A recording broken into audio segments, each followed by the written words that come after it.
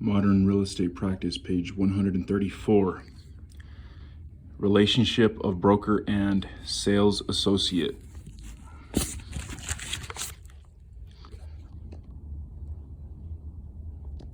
Although brokerage firms vary widely in size, few brokers today perform their duties without the assistance of other licensed individuals.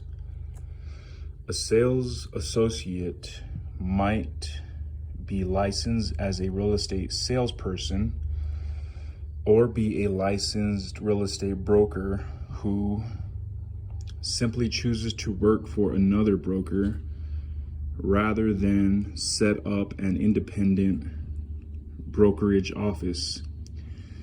This section looks at the relationship of broker and sales associate.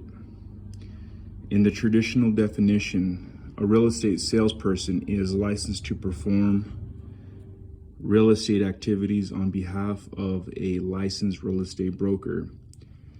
The broker for whom the salesperson works is called the employing broker, and both will be subject to the terms of an employment agreement, even when the salesperson is an independent contractor for tax and other purposes. The distinction is discussed in the next section.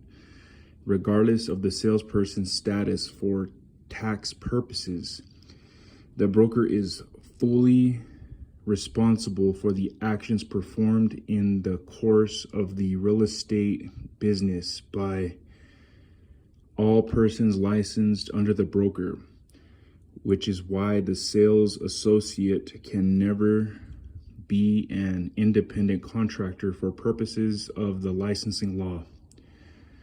From now on, we will use the terms sales associate when we refer to a licensed individual employed by a broker.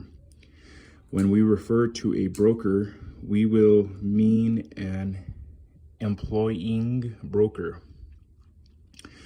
A sales associate can carry out only those responsibilities delegated by the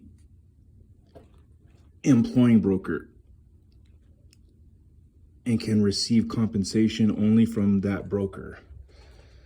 As an agent of the broker, the sales associate has no authority to make contracts with or receive compensation from any other party. The agency relationship also makes the broker liable for the acts of a sales associate that fall within the scope of the employment agreement. The complexity of the real estate business and the emphasis on protection of consumer rights has led many states to require that all real estate professionals be licensed as real estate brokers. Even with increased educational requirements, however, the practicalities of running a real estate brokerage require that one broker be identified as the managing or supervising broker.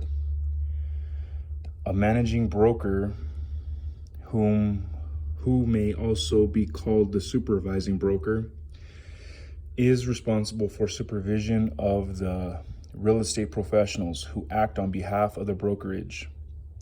In a one-office firm, the managing broker may be the broker under whose license the firm has been created.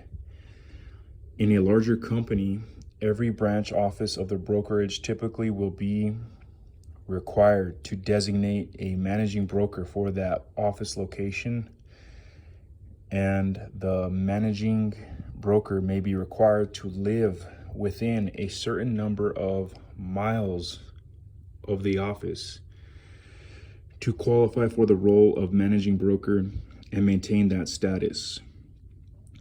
The real estate professional may have to meet specific education requirements. Note that not all states use the same terminology to refer to managing brokers, brokers, and sales associates. Check your state for specific language used. In practice,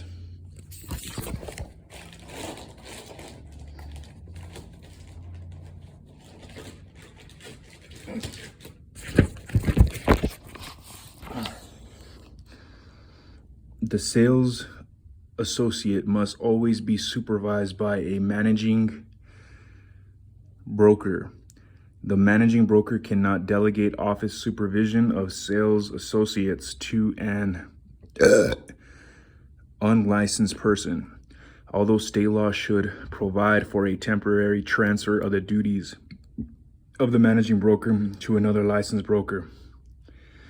Independent contractor versus employee. The employment agreement between a broker and sales associate should define the nature, obligations, and responsibilities of the relationship. State license laws generally make it clear that a broker is responsible for the acts of the sales associates employed by the